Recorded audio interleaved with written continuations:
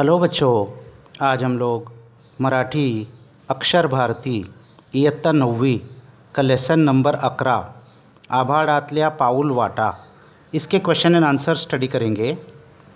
प्रश्न 1 अ पक्षी स्थलांतराच्या अभ्यासाच्या वाडे अडकविण्याच्या पद्धतीचा घटनाक्रम लिहा।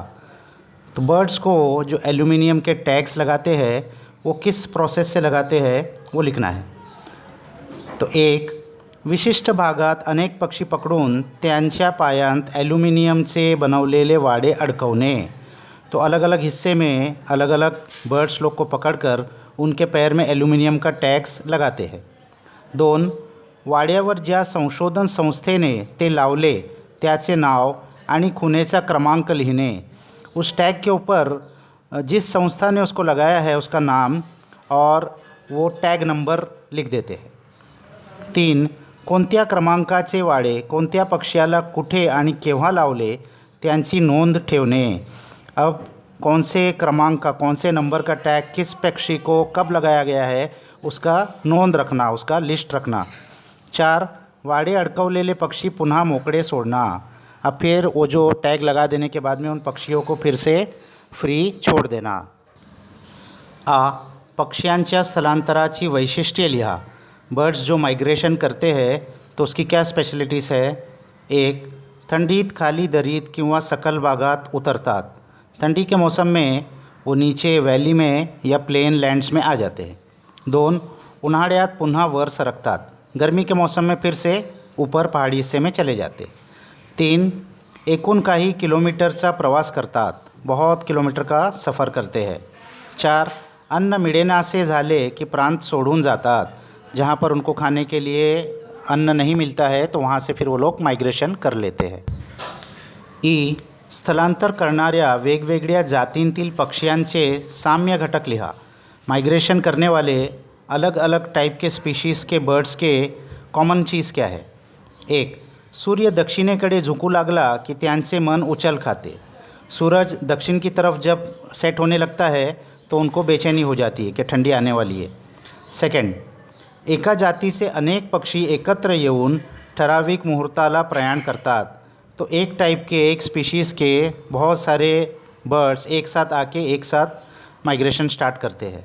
3 ठराविक ऋतूत ठराविक दिशेने झेप घेणे हा त्यांच्या जीवनाचा भाग झाला आहे। खास मौसम में खास डायरेक्शन में माइग्रेशन करना ये उनके अब जीवन का हिस्सा बन गया है। 4 वसंत आला की सगळे पक्षी अनामिक ओढीने उत्तरेतल्या घरांकडे निघतात। वसंत ऋतु आ जाती है तो फिर सब मिलकर फिर से उत्तर की तरफ अपने घर को चले जाते। प्रश्न 2 फ़र्क स्पष्ट करा। डिफरेंसेस क्या है ये बताना है। दक्षिणेतील हवामान उत्तरेतील हवामान, साउथ के क्लाइमेट में और नॉर्थ के क्लाइमेट में क्या डिफरेंस है। तो दक्षिणेतील हवामान साउथ का क्लाइमेट कैसा होता है। 1 बर्फ़वृष्टि नसते, वहाँ पर बर्फ़बारी नहीं होती है। 2 ऊबदार हवा, वहाँ हवा में भी इतनी ठंडी नहीं होती है। 3 सूर्य दर्शन, सूरज अच्छे से वहाँ दिखता है, यानी गर्मी का मौसम होता है ज़्यादा। उत्तरेतील हवामान नॉर्थ का क्लाइमेट कैसा होता है। 1 बर्फ़वृष्टि असते, वहाँ बर्फ़बारी होती है। 2 ठंडी, बहुत ठंडी होती है। 3 महापूर, बहुत बाढ़ भी आती है। ये डिफरेंस है। प्रश्न 3 चौकटी पूर्ण करा। अ पक्ष्यांच्या स्थलांतराची मूळ प्रेरणा। बर्ड्स को माइग्रेशन करने का मेन रीज़न क्या है। अन्नाचे दुर्भिक्ष, खाने के लिए दाना नहीं मिलता।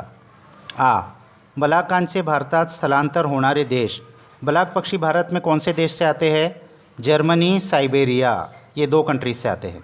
ई आधुनिक काळात पक्ष्यांच्या स्थलांतराची माहिती देणाऱ्या गोष्टी।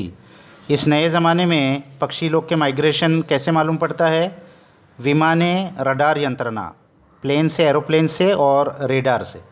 ई गिर्यारोहकांच्या मागे जाणारे पक्षी, जो पहाड़ पे चढ़ने वाले माउंटेनियर्स होते हैं उनके पीछे जाने वाला पक्षी कौन सा है। हिमकाक। प्रश्न 4 कारणे लिहा, गिव रीज़न। अ फक्त ॲल्युमिनियमचेच वाडे पक्ष्यांच्या पायात अडकवतात। सिर्फ ॲल्युमिनियम के ही टॅग्स बर्ड्स के पैर में लगाते हैं। कारण क्यों।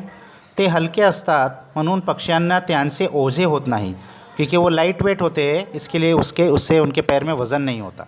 आ. हिवाळ्यात पक्षी दक्षिणेकडे स्थलांतर करतात कारण ठंडी के मौसम में पक्षी साउथ की तरफ माइग्रेशन करते हैं क्यों? बर्फ़ पड़ून अन्न शोधने कठिन होते क्योंकि बर्फ़ गिरकर उनको दाना खाने के लिए चीज़ें नहीं मिलती है. प्रश्न 5. सूचनेप्रमाणे कृती करा. अ. पक्ष्यांना भविष्याची चाहूल लागते या अर्थाचे वाक्य शोधा. बर्ड्स को फ्यूचर के बारे में पता चल जाता है. इस अर्थ का कौन सा सेंटेंस है? सूर्य दक्षिणेकडे झुकू लागला की त्यांचे मन जणू उछल खाते. सूरज दक्षिण की तरफ जब सेट होने लगता है तो उनका मन एकदम उछल खाता है. तो इससे मालूम पड़ता है कि उनको आगे का पता है कि आगे ठंडी आने वाली है. आ. जर्मनी आणि साइबेरिया हे उत्तर येईल असा प्रश्न तयार करा. तो आंसर जर्मनी और साइबेरिया आना चाहिए ऐसा क्वेश्चन बनाना है. भारतात श्वेत ब्लॉक व बदकांच्या काही जाती कोणत्या देशांतून येतात? तो ये इसका क्वेश्चन हो गया. ये पक्षी कौन से देश से आते हैं? तो इसका आंसर होगा जर्मनी, साइबेरिया. ई. वाडे अडवलेले पक्षी मोकळे सोडले जातात. अधोरेखित शब्दाचा विरुद्धार्थी शब्द वापरून वाक्य पुन्हा लिहा. तो इसमें अंडरलाइन मोकड़े को किया है तो उसका अपोजिट वर्ड लिख के फिर से ये सेंटेंस लिखना है. तो कैसे लिखेंगे? वाडे अडवलेले पक्षी बंदिस्त केले जात नाही. मोकड़े का अपोजिट बंदिस्त. प्रश्न 6. स्वमत अपना मत लिखना है. अ. पक्षी निरीक्षणातून पक्ष्यांच्या जीवन पद्धतींसंबंधी तुमची मते सविस्तर लिहा. तो पक्षी लोग को निरीक्षण करने पर उनके जीवन के बारे में तुमको क्या समझ में आता है ये लिखना है. तो इसका आंसर ये है. आ. तुमच्या मते मानवी जीवन व पक्षी जीवन यांच्यातील महत्त्वाचे साधर्म्य सोदाहरण लिहा. तो इंसानों के जीवन में और पक्षी के जीवन में क्या सिमिलैरिटी है ये लिखना है. तो इसका आंसर ये है. प्रश्न 7. अभिव्यक्ती. अ. पक्षी जाय दिगंतरा ही उक्ती पाठाच्या आधारे तुमच्या शब्दांत स्पष्ट करा. तो ये संतवाणी में से एक सेंटेंस है. तो इसका मीनिंग इस लेसन के आधार पर हमको लिखना है. तो इसका आंसर ये है. आ. तुम्हाला पक्षी मित्र बनायला आवडेल काय? तुमसे मत सकारण लिहा.